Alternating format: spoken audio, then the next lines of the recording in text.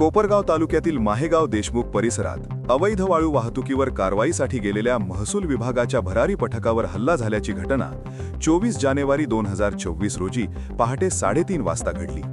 तहसीलदार कार्यालयाच्या वाहनावर चालक म्हणून कार्यरत असलेले रामदास माळवदे यांनी कोपरगाव पोलीस ठाण्यात दिलेल्या फिर्यादीनुसार वाळूने भरलेले एक हायवा व एक टिपर अडवून तहसील कार्यालयात आणण्यास सांगितले असता अर्जुन गुरुळे व प्रतीक कोळपे यांच्यासह इतर अनोळखी इसमांनी पथकास शिवीगाळ धक्काबुक्की करत वाहन पळवून नेली.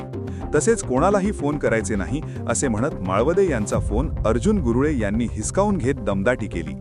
यावेळी शासकीय कामात अडथळा आणून बंदुकीची धमकी देत दहशत निर्माण करण्यात आली. या प्रकरणी संबंधितांविरोधात कायदेशीर कारवाईसाठी तक्रार दाखल करण्यात आली आहे. याबाबत कोपरगाव तालुका पोलीस स्टेशनला भारतीय न्याय संहिता BNS 2023 132 121-1 303-2 189-2 191-3 351-2 352 119-2 याप्रमाणे गुन्हा दाखल करण्यात आला असून पुढील तपास कोपरगाव तालुका पोलीस निरीक्षक संदीप कोळी हे करीत आहे. राष्ट्र सह्याद्रीकरिता कोपरगाव प्रतिनिधी सिद्धार्थ मेहरखांब.